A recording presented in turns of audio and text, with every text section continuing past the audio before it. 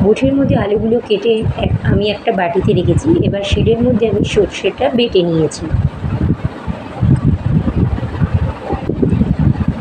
এবার আমি কড়াইতে তেলটা গরম করতে বসিয়ে দিয়েছি।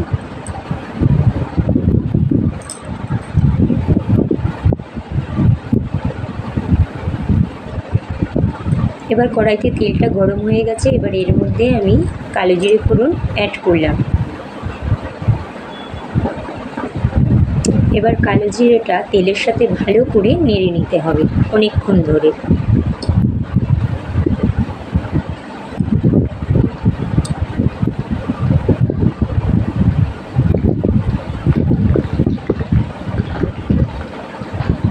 এবার কালো জিরেটা ভাজা হয়ে গেছে। এবার আমি এক এক করে আলু অ্যাড করব তেলের মধ্যে।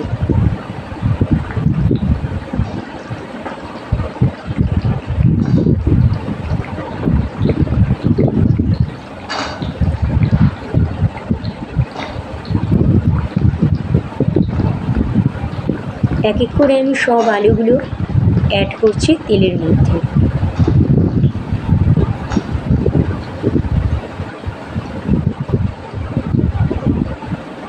এবার আমার সব আলুগুলো অ্যাড করা হয়ে গেছে। এবার আমার কালো জিরের সাথে আলুগুলো ভালো করে লাগিয়ে নিচ্ছি।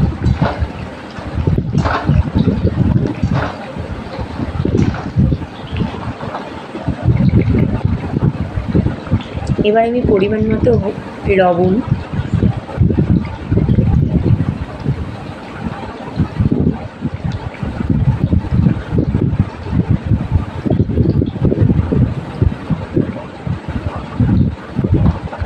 এবার আমি পরিমাণ মতো হলুদ অ্যাড করছি।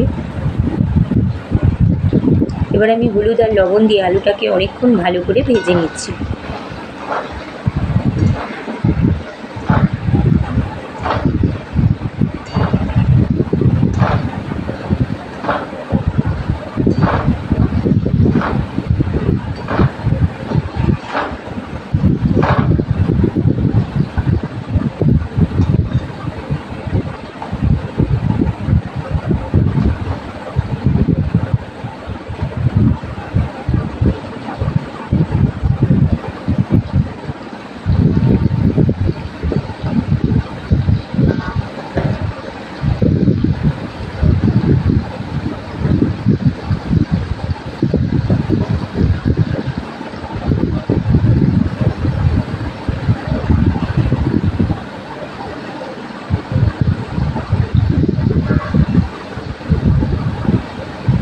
এবার আমি আলুটাকে আরও ভালো করে ভেজে নিচ্ছি।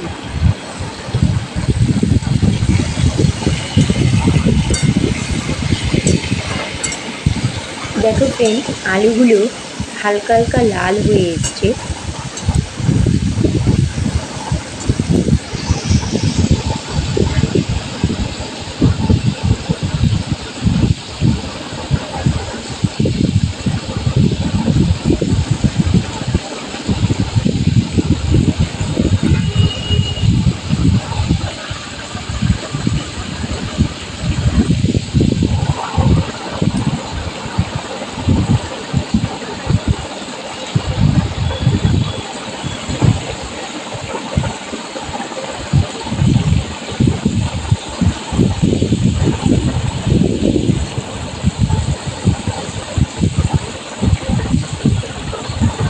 এবার আমি আলুগুলোকে আরও ভালো করে ভেজে নিচ্ছি। এবার আলুগুলো অনেকটাই লাল লাল ভাজা হয়ে এসছে।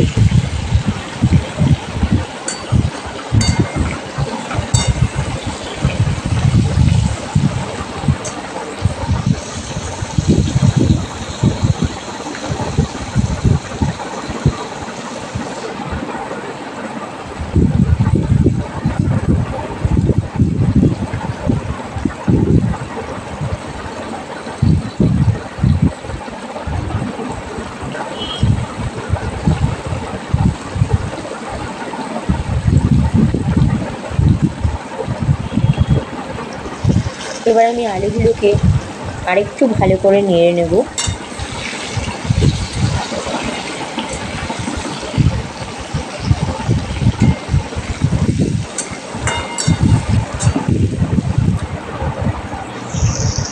এবার আমি আলুর মধ্যে 3টে গোটা কাঁচা লঙ্কা অ্যাড করব।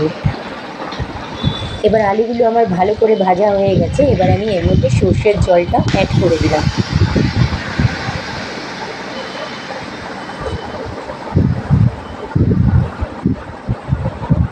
এবার আমি আরও কিছুটা জল অ্যাড করলাম এর মধ্যে।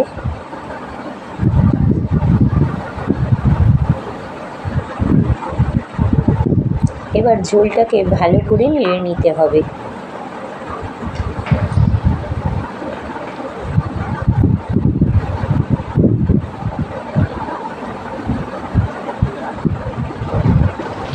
এবার আমি আরেকটু জল এর মধ্যে অ্যাড করে দিলাম। এবার আমি আরেকটু নেড়ে নিলাম।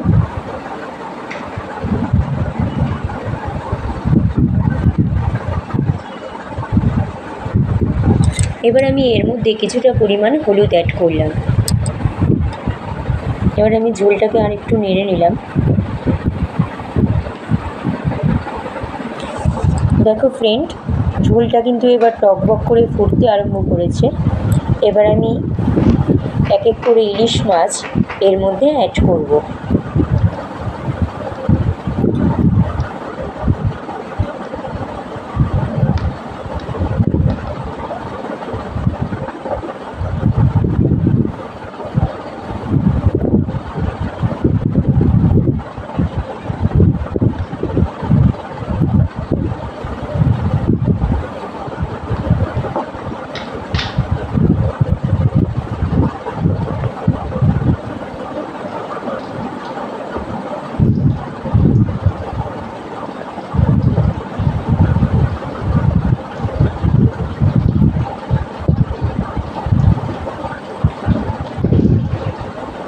এবার আমার ঝোলটা টকবক করে ফুটতে আরম্ভ করেছে, ইলিশ মাছের ঝোলটা।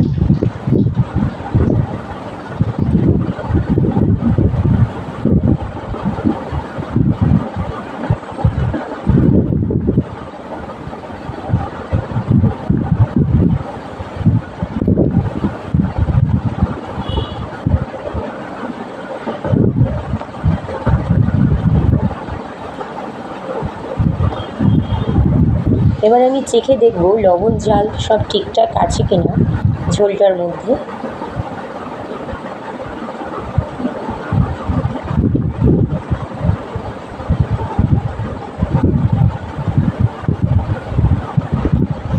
এবার আমি গ্যাসটা অফ করে নিয়ে ঝোলটা একটি বাটির মধ্যে গরম গরম পরিবেশন করব।